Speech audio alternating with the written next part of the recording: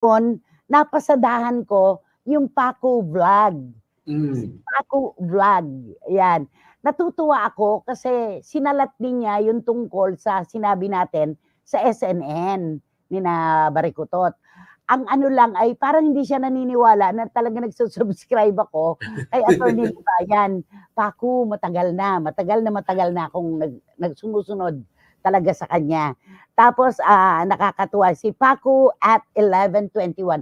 Mga CFMers, may bago kayong mamahalin. Eto, tutukan natin ito, si Paco at 11:21.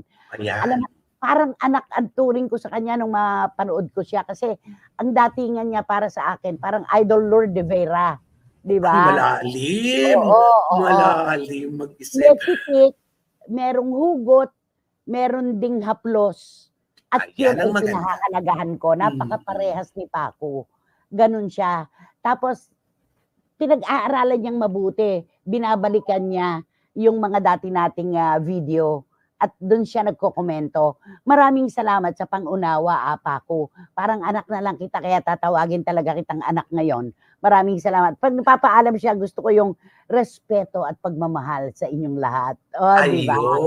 Ang Ayun. datingan niya sa'kin talaga parang Idol Lord de Vera at saka si Ariel.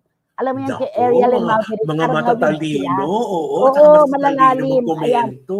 Kaya sa mga kapwa po namin vloggers sa YouTube, kina Attorney Randolph Libayan, Attorney Rene Bueno, at kay Paco, maraming salamat sa inyo. At Salamat po. kami po ay may mga pagkakataon talaga na kinakapos at lumalabis din. Karapatan niyo po na kami ay pansinin at tinatanggap po namin yan. Pero yung mga sinasabi ninyo na nakalulugod sa aming puso, hindi po namin yan malilimutan. Maraming salamat sa inyo.